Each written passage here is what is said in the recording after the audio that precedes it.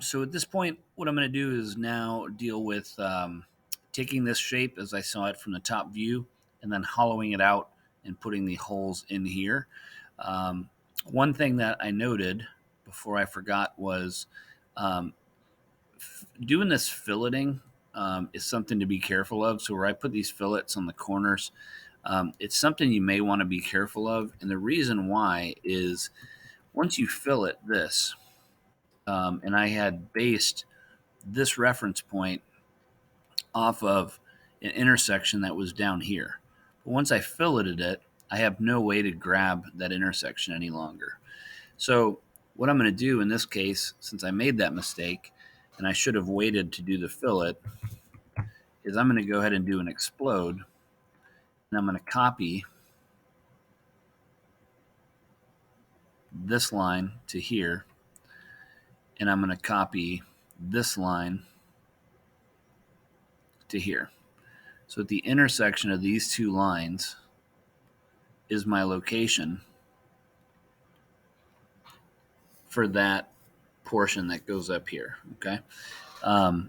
And I could have just gone back and changed the fillet to a radius of 0, then come back and change this. But what I'm getting at here is if these two lines right here, their intersection designates the placement for this. And so getting too far ahead on filleting can actually be a little bit of trouble. Another way that I could have corrected this is just go fillet and set a radius of 0 and click this point and this point. And that now turns it back into a 90-degree intersection, and that's the way I'm going to leave it for this next part. Okay, just leave it as a 90. And then I'm going to join everything here, double check that I'm joined, and now all I need to know, the only detail of information, is that this is a height of 0.90. I did just realize that I'm going to have the same trouble up here because I have nowhere to align anything. So I'm going to go ahead and change this fillet to a radius of 90 as well. And that'll make a little bit more sense in a second. We know that the wall thickness here is 0.065. So what I need to do so that I keep 0.065 through here is I need to draw a small line that is right here, 0.065. And this will all kind of come together here in a sec. So I don't need this anymore. And I'm going to go to my southwest isometric view. First thing I'm going to do is I'm going to extrude. And if I want to go ahead and be on the right layer, I'm going to make sure I'm on my top handle. I'm going to select extrude 0.90. And I'm going to go ahead and change the layer here to my top handle. This is going to be where it's easier to get into a wireframe. The next thing I'm going to do is I'm going to 3D rotate this.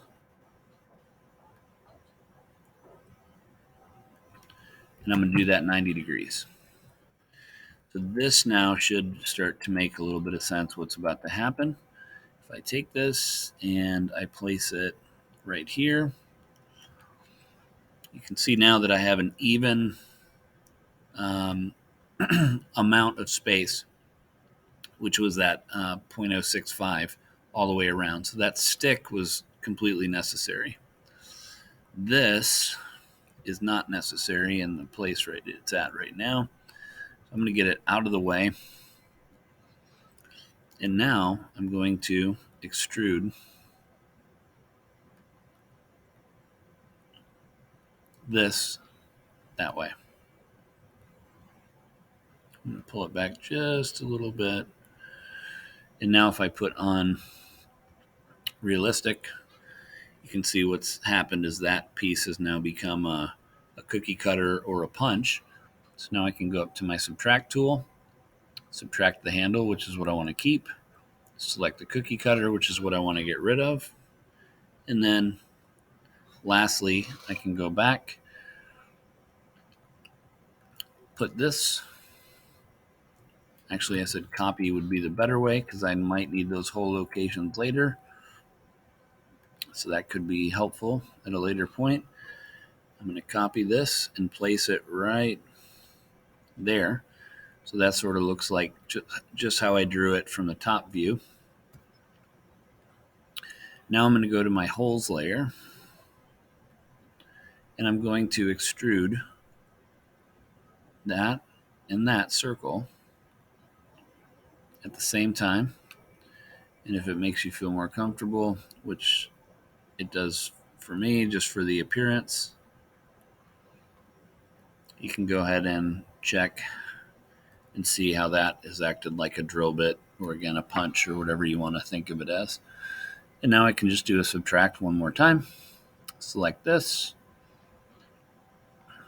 right click, select the things you want gone, right click, and there's my completed handle. No real reason to need these construction lines anymore. And you're at the point now where at the end of the whole thing, this construction line could be handy. I don't know why.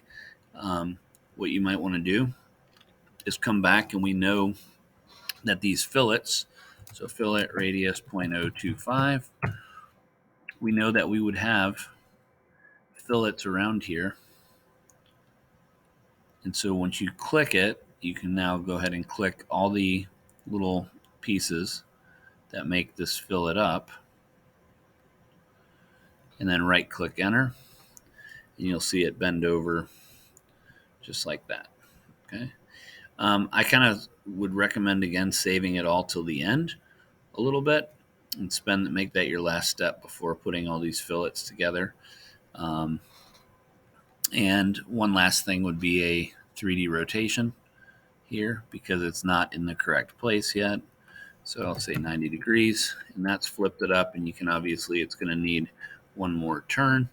And this one, it's going to have to spin flat on the floor. Oops, wrong rotation, but I'll leave it at that. All I want to do is line this up. Let's see. Now I will actually finish it. Just hard to see the blue ring.